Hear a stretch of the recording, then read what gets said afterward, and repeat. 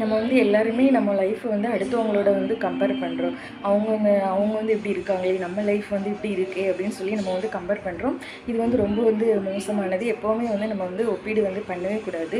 ஏன்னா வந்து இப்போ நம்ம எக்ஸாம்பிளுக்கு சொல்லுவோம்ல ஒரு எக்ஸாம்பிளுக்கு சொல்கிறேன். இப்போ வந்து லைஃப் அப்படி நம்ம வாழ்க்கை அப்படிங்கிறது ஒரு டெஸ்ட் அப்படிங்கிறோம்ல.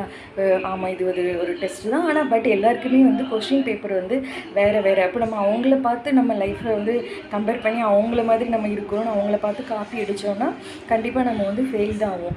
எப்போவுமே கம்பேரிசன் வந்து கூடவே கூடாது. நம்மளுக்கு மேலே இருக்கவங்கள பார்த்தும் நம்ம வந்து கம்பேர் பண்ணக்கூடாது, நம்மளுக்கு கீழே இருக்கவங்கள பார்த்து நம்ம வந்து கம்பேர் பண்ணக்கூடாது. ஏன் நம்மளே முன்னாடி எப்படி இருந்தேனே இப்போ நான் வந்து இப்படி இருக்கேனே அப்படின்னு சொல்லிட்டு நம்ம வந்து இது பண்ணக்கூடாது. ஏன்னா லைஃப் இஸ் அன்பிரெடிக்டபிள். எப்படி இருக்கும் அப்படிங்கிறத கணிக்கவே முடியாது.